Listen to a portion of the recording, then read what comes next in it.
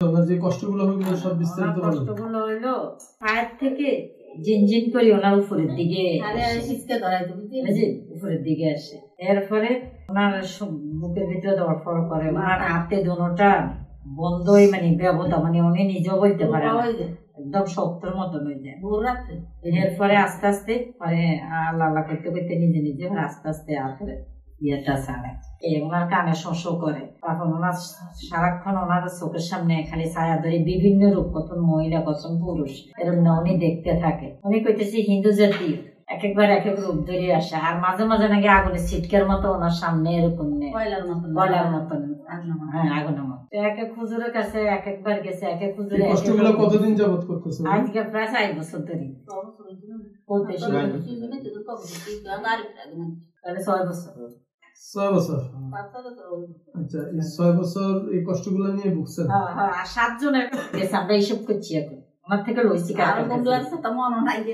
7 জনের কাছে গেছে বলছে, এবং এক একজনে এক এক রকম গেছে হুজুর। হ্যাঁ হ্যাঁ গেছে, কারো কারো কিছু দেয় না, মানে টাকায় নিচ্ছে কম বেশি, যার ও তার তোমার পানি পড়াই বলে নোয়াখালী ধরে ওসমানিয়া, তারপর সার্কিল আর কি, এখানে ওই হুজুরে আসন মিলিয়ে আসনের মধ্যে 500 টাকা, তারপরে এখন চোখ বাঁধি কেন কেন দিব ওইটা শোয়ার হয়ে যাবে বুঝলি।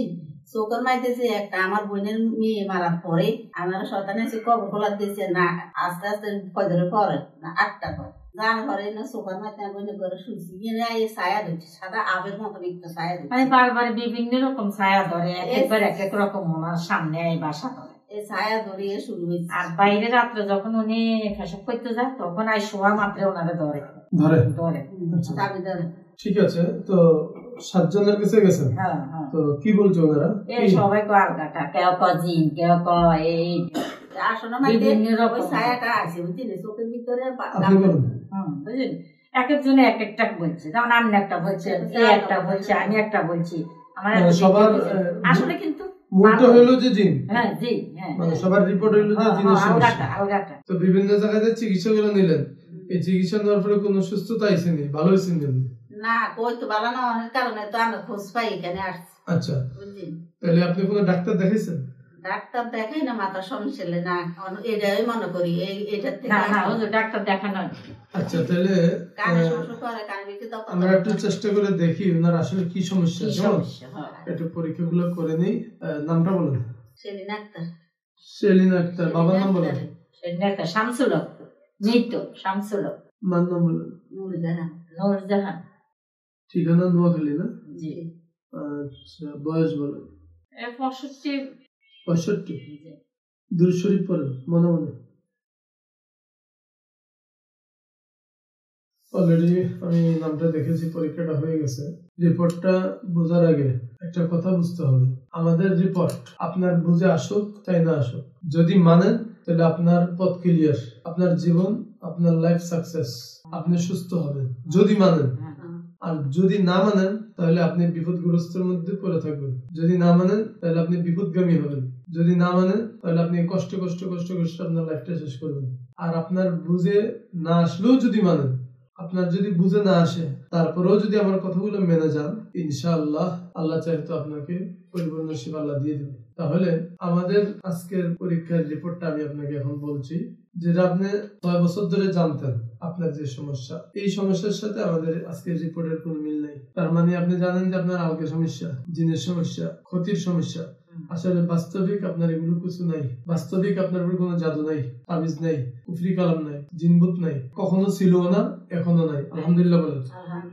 তাহলে আপনি না জেনে না বুঝে বিভিন্ন হুজুরের কাছে গেছেন, আপনি না জেনে জিন মনে করে আপনি বিভিন্ন জায়গায় চিকিৎসাও করিয়েছেন। এই ভুল চিকিৎসা হওয়ার কারণে আপনার কোনো উপকারে আসে নাই। তাহলে আপনার যে প্রবলেমটা হচ্ছে এটা সম্পূর্ণ ব্রেন থেকে, ব্রেন কেন্দ্রিক, আপনার ব্রেন থেকে হচ্ছে। ব্রেনের অনেক ধরনের প্রবলেম হয়, অনেক ধরনের লক্ষণ হয়, অনেক ধরনের মন মানসিকতার সমস্যা হয়। ওনার সাথে আলগা আলগা কিছু নাই, ওনাকে একটা সাইকিয়াট্রিক ডাক্তার দেখাবেন, ওই ডাক্তার ওষুধগুলো উনি কন্টিনিউ করবে, আল্লাহ চাইতো ইনশাআল্লাহ আস্তে আস্তে সুস্থ হবে।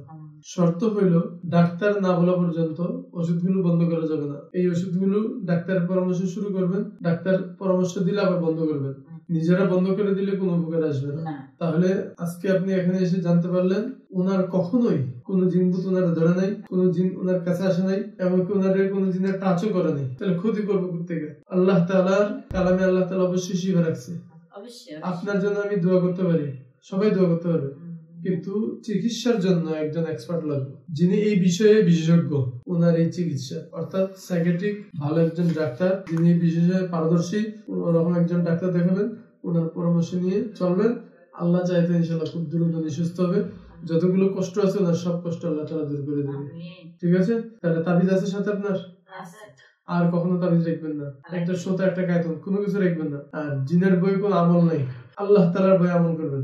আমরা অনেক সময় জিনে যাতে আমরা না ধরে এই জন্য ফালাক নাস করে ফুদেন, তার আয়াতুল কুরসি মঞ্জিল পড়তে পড়তে অবস্থা খারাপ। তো জিনের বই কত কিছু আমরা পড়ি, অথচ আল্লাহ তাআলার বই কিছুই পড়ি না। যত আমল আছে আজকে থেকে সমস্ত আমল কার জন্য করবেন? আল্লাহ তাআলার জন্য।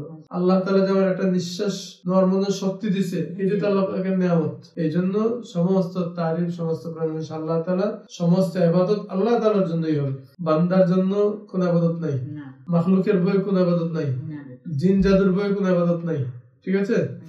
তাহলে শুধুমাত্র আল্লাহর জন্য ইবাদত করবেন। আপনার হেফাজতের জন্য আল্লাহই যথেষ্ট। তাবিজের প্রয়োজন আছে? আপনার হেফাজত করার জন্য তাবিজের প্রয়োজন আছে? সুতরাং তাবিজটা এত 6 বছর ধরে রাখছেন নাকি? কাজ হয় না।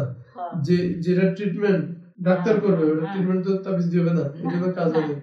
তো তাবিজ করে রেখে দিয়ে এগুলোর দরকার নেই, আপনি শুধু ডাক্তার দেখাবেন। আল্লাহ আজকেই দেখেনি। কথা বুঝে আসছে তো? ঠিক আছে।